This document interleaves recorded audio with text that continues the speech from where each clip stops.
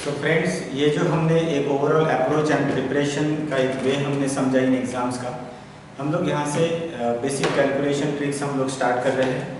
सो सबसे पहले तो हम लोग एक इन बैंक पीओ क्लरिकल इन दोनों एग्जाम्स का एक ओवरऑल सब्जेक्ट्स क्या क्या है, यानी एक पैटर्न कैसे होता है वो लोग हम लोग एक समझ रहे हैं। सबसे पहला फर्स्ट एक सब्जेक्ट होता है हमारा क्वांटिटेटिव एप्टीट्यूड, जिसे हम लोग बोलते हैं maths. Second is reasoning ability, third is English and fourth is general awareness. और पांचवा कोई एग्जाम में पूछा जाता है, दैट इज कंप्यूटर अवेयरनेस। तो ये 5 सब्जेक्ट्स का हमें प्रिपरेशन करना होगा। हर बैंकिंग एग्जाम्स के लिए 5 सब्जेक्ट्स आएंगे।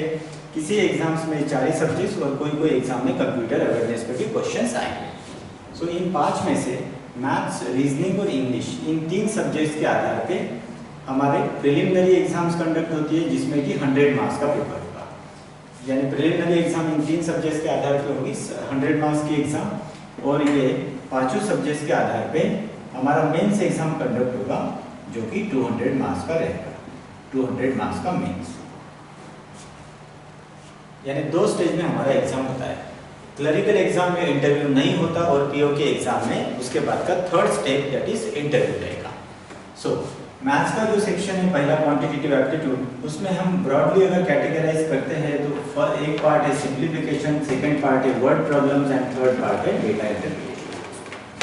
तो ये 3 पार्ट हमें यहाँ पे पढ़ने हैं।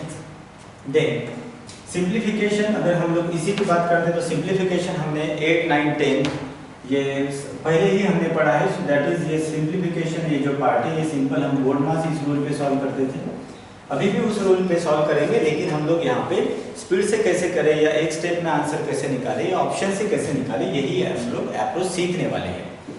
Second part that is word problem. Word problem में जैसे कि हमने डिस्कस किया था ages, average, ratio, then profit and loss, तो इस टाइप के जो टॉपिक्स हैं ये आएंगे हमारे वर्ड प्रॉब्लम में। टोटल 18 से 20 टॉपिक रहेंगे, 18 to 20 टॉपिक्स हमें ये यहाँ पे पढ़ने हैं। एंड थर्ड पार्ट है हमारे मैथ्स का, that is DI, data interpretation, यानी इसमें हम लोग पढ़ते हैं ग्राफ्स, यानी बहुत सारे डेटा का कुछ ग्राफ फॉर्म में बनाया जाता है और उस डेटा के आधार पे हमें क्वेश्चंस पूछे जाते हैं। इसका एक सिंपल सा एग्जांपल समझते हैं। फॉर एग्जांपल कि कोई डिफरेंट सिटी का डेटा है, फॉर एग्जांपल नागपुर सिटी है, देन पुणे सिटी है एंड मुंबई सिटी है। मुंबई सिटी, सो नागपुर में एक फॉर एग्जांपल कोविड-19 केसेस के मान लीजिए ग्राफ है, तो नागपुर में कोविड-19 के 100 केसेस है, पुणे में इसके 1000 केसेस हैं एंड मुंबई में इसके 2000 केसेस हैं।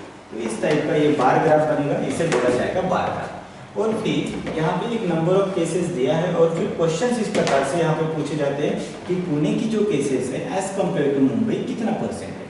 तो पुणे की केसेस कितनी है, 1000 है, और मुंबई की केसेस कितनी है, 2000 है। तो 1000 ये 2000 का कितना परसेंट होता है, तो 50% होता है। तो इस प्रकार से हम लोग आंसर निकाल लेंगे। तो ये हुआ हमारा पूरा मैथ्स का सिलेबस, ये हमने एक सिंपल वे से हमने समझने की कोशिश की। ठीक है, क्लियर है। देन सेकंड सब्जेक्ट हमारा रीजनिंग एबिलिटी। तो रीजनिंग में हम लोगों को ये पढ़ना होता है कि एनालिटिकल रीजनिंग है, देन लॉजिकल रीजनिंग है और हाई लेवल रीजनिंग है। तो ये 3 प्रकार की रीजनिंग हमें इस बैंकिंग एंड क्लरिकल दोनों एग्जाम्स के लिए सीखना है। सो इसमें अलग अलग टॉपिक्स है, जैसे लॉजिकल रीजनिंग यानी लॉजिकल बेस्ड होते हैं, सिलॉजिज्म हो गया, एनालिटिकल रीजनिंग, कोडिंग डिकोडिंग है, ब्लड रिलेशन है। तो ये सारे टॉपिक्स, ये अलग अलग टॉपिक्स है, ये सारे हमारे डे टू डे लाइफ के टॉपिक्स से पार्ट है, जो कि day to day life in the sense कि ये सारी चीज़ें हम अपने डेली लाइफ में यूज़ करते हैं। तो वही रीजनिंग यहाँ पे हमें सीखना है। Third subject that is English, most important, that is उसमें इंग्लिश में हमें reading comprehension plus grammar based questions. Grammar based में एरर्स है या फिल इन द ब्लैंक्स है या क्लोज टेस्ट है या पैराजम्बल है, ये हम डिटेल में जब ये सब्जेक्ट स्टार्ट होगा तब हम डिटेल में उस सब्जेक्ट का सिलेबस डिस्कस कर रहे होंगे। बस ये थोड़ा सा ब्रॉडली हम लोग समझ रहे हैं कि क्या क्या करना है, reading comprehension and grammar based questions. Then fourth subject हमारा जनरल अवेयरनेस है। जनरल अवेयरनेस में हमको जनरली करंट अफेयर्स, जो कि लास्ट 6 मंथ का करना होता है, पिछले 6 महीने का करंट, उससे पुराना नहीं आता। देन बैंकिंग अवेयरनेस यानी basic banking terminology plus economical terms, ये भी अभी लास्ट 2 ईयर से ऐड हुआ है।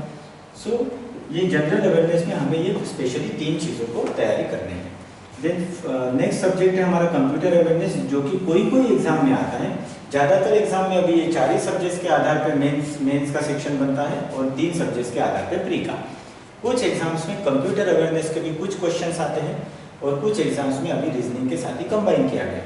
तो कंप्यूटर अवेयरनेस में बेसिक क्वेश्चंस आते हैं, एक वेरी बेसिक क्वेश्चंस आते हैं, यानी वो ये चेक किया जाता है कि कंप्यूटर का हमें लिटरेसी है या नहीं है, हमें यहाँ पे मास्टरी नहीं चाहिए। सो ये हो गया हमारे बैंकिंग, पीओ एंड क्लरिकल का इस प्रकार से सिलेबस, यानी इतने सब्जेक्ट्स हमें सीखने हैं। तो आइए हम लोग स्टार्ट करते हैं मैथ्स से। और मैथ्स की अगर यहाँ पे प्रीलिम्स एग्जाम, जैसे कि हमारा फर्स्ट स्टेज है, यानी कोई भी एग्जाम का first stage prelims and then mains, यानी ये 2 स्टेज में एग्जाम्स हो रही है, प्रीलिम्स मेंस। और पीओ के एग्जाम के लिए हमको prelims mains as well as third stage होता है, दैट इज इंटरव्यू। क्लरिकल के लिए इंटरव्यू नहीं है, सिर्फ प्रीलिम्स और मेंस। और प्रीलिम्स ये जस्ट क्वालिफाइंग इन नेचर है, प्रीलिम्स एग्जाम हमारा क्वालिफाइंग इन नेचर है। क्वालिफाइंग का मतलब इसका जो स्कोर है, इसका 100 मार्क्स में का जो भी मार्क्स मिला है, ये जस्ट क्वालिफाइंग इन नेचर है, इसका फाइनल सिलेक्शन में इसको काउंट नहीं किया जाता। सिर्फ मेंस के स्कोर के आधार पे फाइनल सिलेक्शन होता है। तो सेकेंड स्टेज जो हमारा मेंस एग्जाम है 200 मार्क्स का, इसमें से कितने मिले इसके ही आधार पे हमारे डायरेक्ट अलॉटमेंट आ रहा होगा क्लरिकल एग्जाम में।